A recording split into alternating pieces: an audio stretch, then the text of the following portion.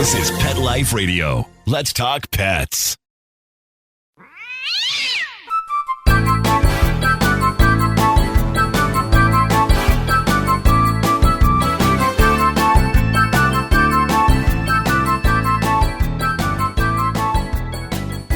Hey there, cat lovers. Welcome to 9 Lives with Dr. Cat. I'm your host, Dr. Catherine Prim, and I'm a small animal veterinarian and cat lover. So my mission for the show is always to expose you to new ideas and educate you on ways to keep your cats happy and healthy. So I've invited my friend, Dr. Liz Bales, to talk with us today. Dr. Bales is a specialist, so to speak, in ways to make cats happy. And she's going to teach us some things we may not know about our cats and expose us to some ideas to make things better. So we'll be right back with Dr. Liz Bales right after these messages.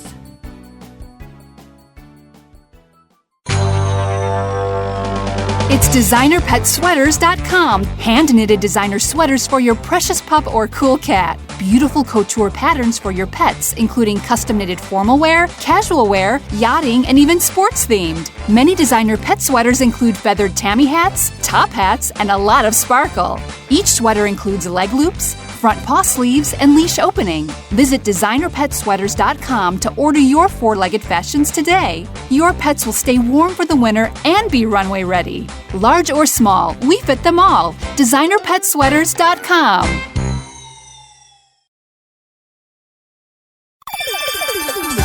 Let's Talk Pets on PetLifeRadio.com.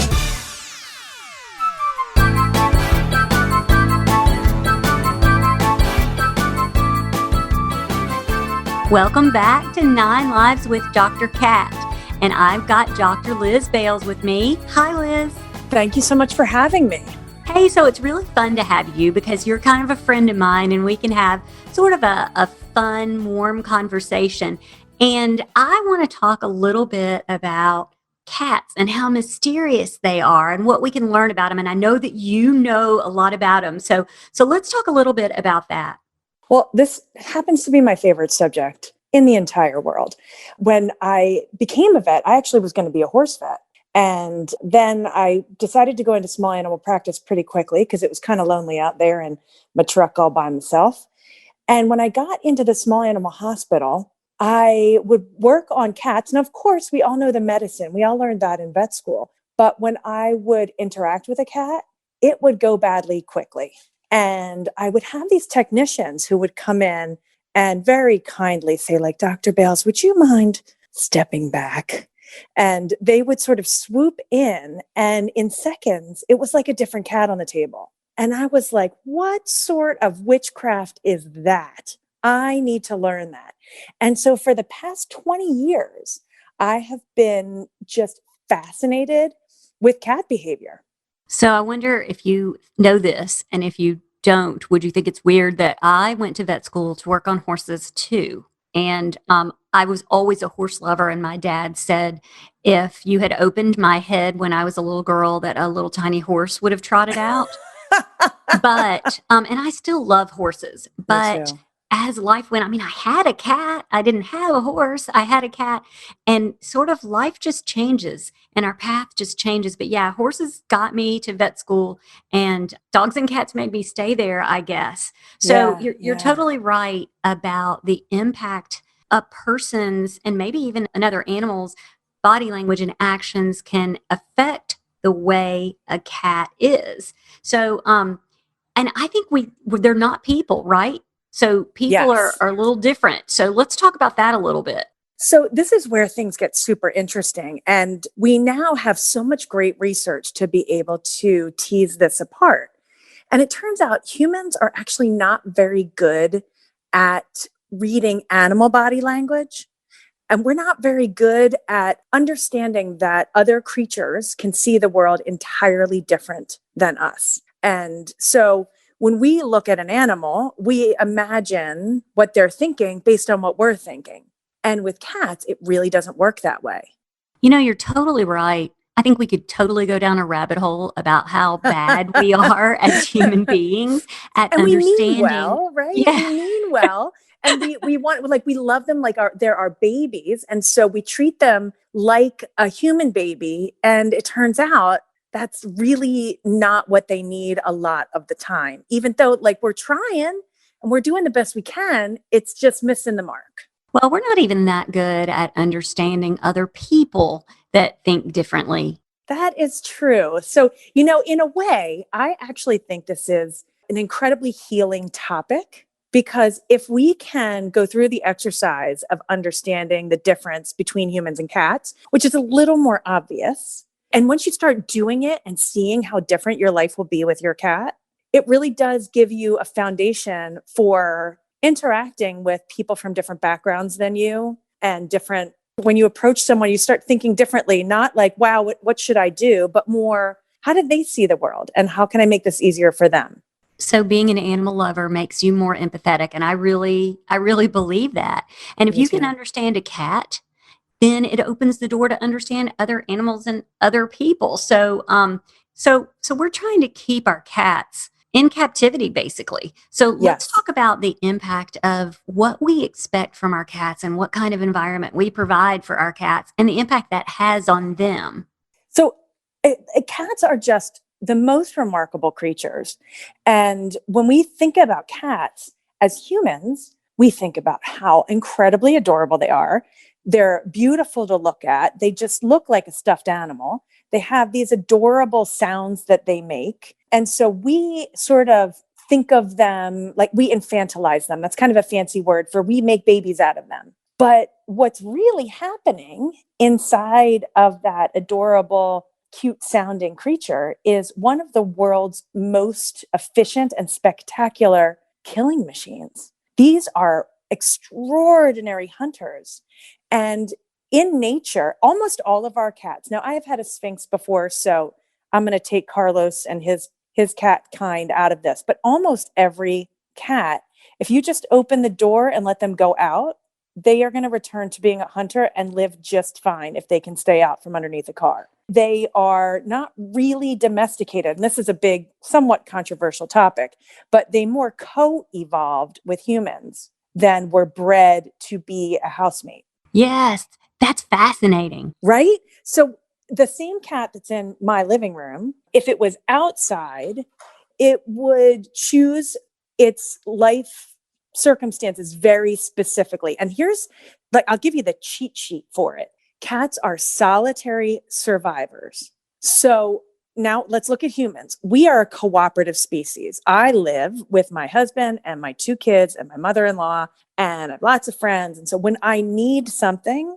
I think about who can help me. I'm actually quite a networker. So I'm always thinking about who can help me and who can I help.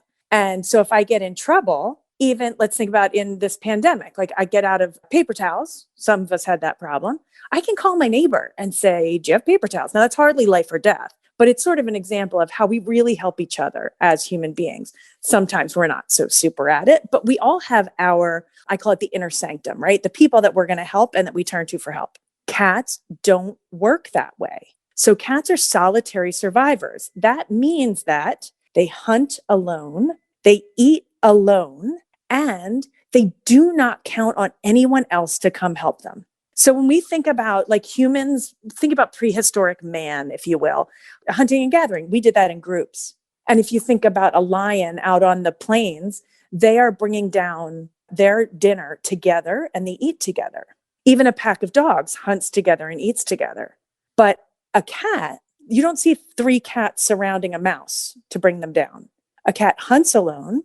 The edible contents of a mouse are only about a tablespoon to a tablespoon and a half, and only about 35 calories. So that cat has to hunt alone, eat alone, and no one is coming to help them. And those 3 things really inform the entire way that they see the world and move through the world. I am more like a cat. Like, it has been a struggle for me to network. And I think a lot of people in the veterinary profession kind of are like we can't accept help, or we just, I don't know, keep martyring ourselves to make it all happen. We want to be the helper, right? We want to be the helper, not the receiver. Yeah, we want to be the helper. Yeah. So cats just speak to me, and I really Me too. like that. And I mean, my husband laughs that I like for my chair to be in a sunbeam. And he's like, I don't know, you are a cat. And then Marty Becker teases me that my name is Cat and that I had no other choice. But yeah, so that's important. So what do you think are a cat's minimum needs? So, this is a topic that I am I am rabidly trying to bring to the forefront, to mix some veterinary metaphors here. But when I graduated vet school, and I think still, if you were to go to most of your shelters and well-meaning pet stores and wherever, and you ask about the minimum needs of a cat, they're going to say food, water, and a litter box. And that's about it. And then you have a pretty big group of people who feel very passionately about what that food should be. And so you can get into a pretty exciting argument about wet food, dry food, raw food, that kind of thing. But what the veterinary science bears out is that the minimum needs for a cat they're a lot more. They're actually not hard. They're not complicated, but it's a bigger list. So I'm going to go through it real quick. They need places to climb and places to hide in every room where they spend a lot of time. And if you have multiple cats who choose to spend time together in the same core areas of the house, they each need that. So if you've got 6 cats and you all spend time in your living room, they need 6 places to climb and 6 places to hide in that room. That's kind of hard for people to understand. And they say, well, my 2 cats love to be on the sofa together. And that might be true. And they may be very happy there. But the way I explain this particular phenomenon is this. Now, I am in my living room right now. So I don't know which room of the house you're in, but my living room has 2 comfortable sofas and lots of windows and big doors. Imagine whatever room you're in, look around. Now imagine I took all the windows and doors away and brought the walls in about 2 feet in either direction. How do you feel? Yeah, I wouldn't like that because I'm in an office that has a wall of windows and I really enjoy that. So yes, I completely feel that. And I think that people just don't realize it. I mean, so even though you're not using it, right? Like you're not jumping out the window right now and you're not walking out the door. So even though you're not using it, it's very important to your sense of safety that you have the ways that you would flee if you needed to, even when you're not using them. And the same is true for cats. So we talked about that solitary hunter and solitary survivor that a cat is. And the way that they protect themselves is by climbing up to a high space or nestling themselves into a tiny space where kind of they can look out, but they hope nobody can see in. And so even if they're not using it, just like the windows and the doors in the room that you're sitting in, they need to know that they're there and that there's enough for each of them all the time. That is fascinating. When we don't provide that, they have that feeling like you would have if I took away your doors and windows, that sort of elevated heart rate, agitated feeling all the time. That is so important. And we don't want our cats to feel just a low-grade stress. And we're going to talk about the impact of low-grade stress on cats and what happens when we don't meet their needs after we take a quick break. And we're going to learn more about the mysteries of the cat. We'll be right back. Molly, here's your dinner. Zeus, that's not your food. Don't let that happen to your precious cat. Elevate your cat's eating experience with the Cat Tree Tray. The Cat Tree Tray keeps your cat's food off the floor and conveniently located on the cat tree. It's the perfect way to eat. It's a beautiful wrought iron tray that easily attaches to your cat tree and keeps dogs and other critters out of your cat's dish. A must for multi-pet households. There's a 6-inch tray for large bowls and a 4-inch tray for smaller bowls. Purchase your Cat Tree Tray today. Go right now to cattreetray.com.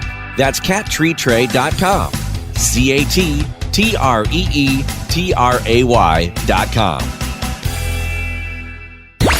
Let's talk pets Let's talk pets on Pet Life Radio. Pet Life Radio. PetLifeRadio.com.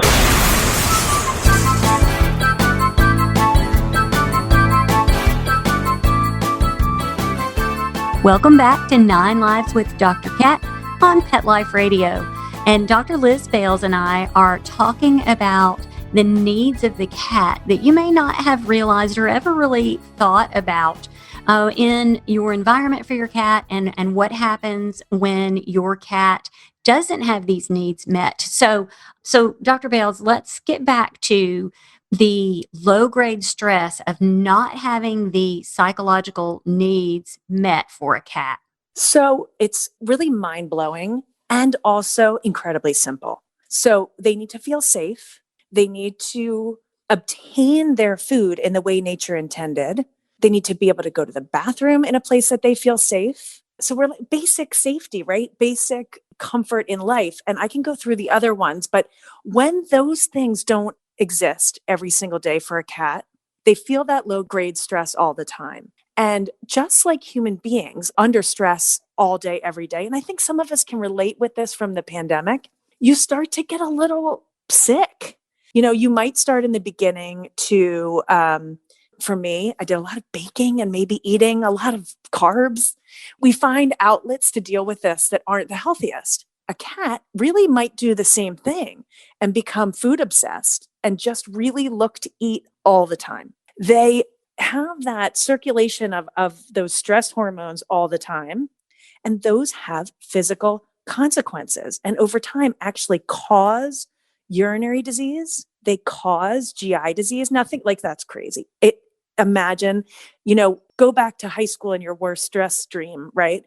When you have a test and you didn't prepare, you actually get an upset stomach. People get GI problems from acute stress, but over time, you also get those GI problems from chronic stress. Skin disease that won't heal up, even though you're doing all the right things. We know that cats get viruses and sort of keep those viruses in a dormant state for their entire life. Under stress, those viruses come back out. And so you can have a cat that's sneezing and having an upper respiratory virus kind of chronically all the time. And the underlying reason for these things that are, if you go through the list, urinary disease, GI disease, viral disease, skin disease, like this is kind of cats. I don't know about you, but of the cats that you saw in your clinic this year, what percentage of them is that? It's the list. I mean, the other cats that I saw had other common feline diseases, like diabetes or what have you. But a lot of the young to middle-aged cats that I saw have these things. And people think it's just okay. It's just a cat thing. It's just cats, right? And the common denominator isn't a cat. The common denominator is that we have cats and we didn't understand what they needed and how to give it to them. And I also think, and someday I'm going to get the right group of people together and enough funding together to study this, but I wonder the impact of chronic stress over time in cats. Why do they have so much more kidney disease than any other species? Why do we see so much GI lymphoma? Why do we see so much hyperthyroidism? It may be unrelated, but I would like to know if it's related to a lifetime of stress from unmet needs. We don't know, but I'm real curious. So me too, because I really keep an eye on the cat diseases and how really overrepresented they are. I treat kidney disease, hyperthyroidism, skin disease, inflammatory bowel disease, and lymphoma every day. Every day. So if I could make an impact on that, and maybe you and I can, just with the people that are listening to us today. Yes. So let's talk about how meal times are for cats. Anybody who knows me know this is the dawn of my obsession. So for a cat, we talked about that mouse, right? So the typical prey for a cat is a mouse or even an insect or a frog or a lizard or something small, right? They're not eating, they could kill a skunk or a rabbit, but they're not eating that whole thing typically at that time. So for an average cat living an average life, they actually have to hunt, catch. And then what I love about cat behavior that remains such a mystery for me is that playing with the prey before they kill it and then eating it. And they have to do that if they are eating mice, 8 to 12 mice every single day. So this drive that Mother Nature has to give them to get up and do that, they might have 100 hunting attempts to be successful 10 times a day. So 80% of the time that a cat is awake, they're hunting in nature. In nature, mice don't just jump into a food bowl?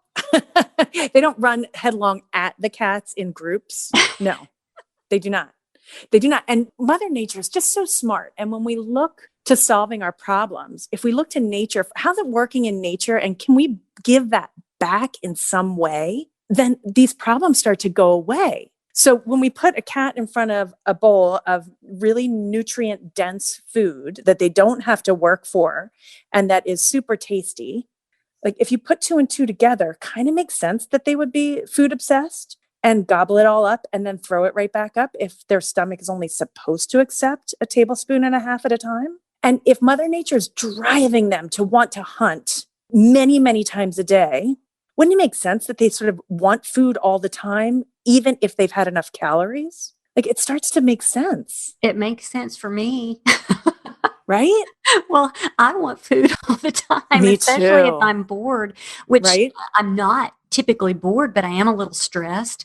So, I totally feel what you're saying. I think the cortisol and the stress hormones have been driving me to eat comfort food during all of this stress. So that's real for human beings too. It's real. I think that this pandemic is hopefully, it's had a lot of downsides, but one of the upsides I hope is some empathy. And so, imagine whatever you do 80% of the time you're awake that you like, and that's rewarding. If I took away any way for you to accomplish that, the impact. I joke that, and it's not a funny joke, it's a sad joke, that the happiest day for your cat should not be when a cricket gets in the house or a spider and they finally get to interact in the way nature intended. So, most people aren't going to release 8 to 12 mice in their house every day. No, I don't think so. But what can we do? I mean, there are ways we can do this, and you've come up with some. So this is what I have spent the last 6 years doing. So I invented something that's awfully simple called the hunting feeder. So instead of putting that food in the bowl, you actually put the food into 3 little plastic mice with a scoop that is portion controlled to about that tablespoon and a half. And you hide them around the house. And, for the average cat eating the average dry food, you do those 3 mice before you go to work. So there's something for your cat to do during the day. And you hide them again before you go to bed because cats are crepuscular hunters. There's like my favorite Scrabble word. But what that means is they want to hunt at dawn and dusk. And so the dusk part kind of works with our life because we're doing our thing then anyway. But between 3 and 5 in the morning, a lot of cats are waking their people up, even if there's food in the bowl. They sort of hunt you for that predatory satisfaction. Then you get up and fill the bowl and then they'll eat. But if you hide these mice overnight, then they actually get to do that sequence of hunt, catch, play, eat 3 meals overnight, and you get to sleep. So it's a quality of life improver for the cat and the people. And in so many ways for both, because that scarf and barf, I like to call it, of eating that way too big quantity of food and throwing up. So now you've split that meal into 6, and 3 are delivered during the day and 3 are delivered overnight. And so that scarf and barf is gone. If your cat's vomiting because they're gobbling up food, that is gone the first day. You get to sleep in. And when a cat has an appropriate way to express their predatory behavior, they're less aggressive, they're less destructive, and they're less likely to pee outside the litter box. Yay! So how long does it take the average cat to get used to this new system? So every cat is different. Some cats, it's like instantaneous, and other cats can take a few days. And there's instructions all over the place for it. The mice are actually made of 2 parts. There's a fabric outside part and a plastic inside part. And, now 150,000 cats around the world are eating this way. So I've learned from them. And if you put the food, treats, and even a little catnip right in the fabric part, take the plastic part out and put the food and treats right in there, almost every cat will go for it. It's enough like a bowl. And what I've learned is not only is it easy to use that way, but also you're taking advantage of the feline facial pheromones of positivity.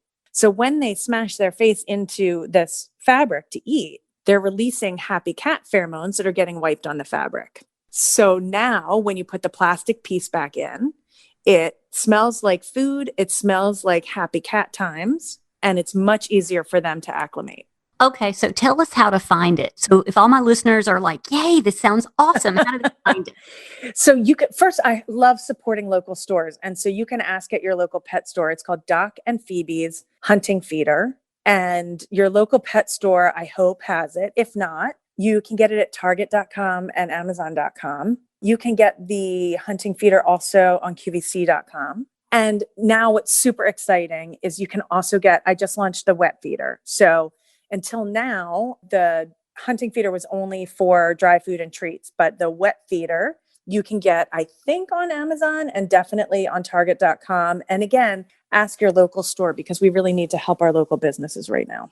Oh, very much. I talk about this actually a lot, which is why it was very exciting that you agreed to come on to 9 Lives with Dr. Cat, because I think that it's groundbreaking in the way we manage our cats. So thank you so much for your time and for explaining all of this stuff. It was really fun. It's always fun to talk to you. So I appreciate it. Now, the wet feeder, what's the name of it? The wet feeder. I kept it real simple.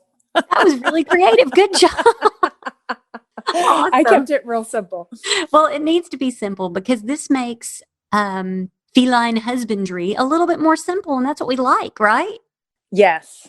And stay tuned because pairing this incredible science that our colleagues have discovered with boil it down into something that everybody can understand and then give this product that's a solution to implement it in your home is my passion. I'm hoping to make the world a happier, safer place for cats and the people that love them. Well, me too. So that works out really well. So thank you so much, Dr. Liz Bales. It was so good to have you. And I hope that all of my listeners are able to find and explore the feeder options because their cats will be happier and they will learn more about happy cats. So thank you. It was good to talk to you. You too. Thanks for having me. I always like to thank my amazing producer, Mark Winter, because he makes 9 Lives with Dr. Cat perfect. And I want my listeners to go out and have a perfect day. Let's Talk Pets every week on demand, only on PetLifeRadio.com.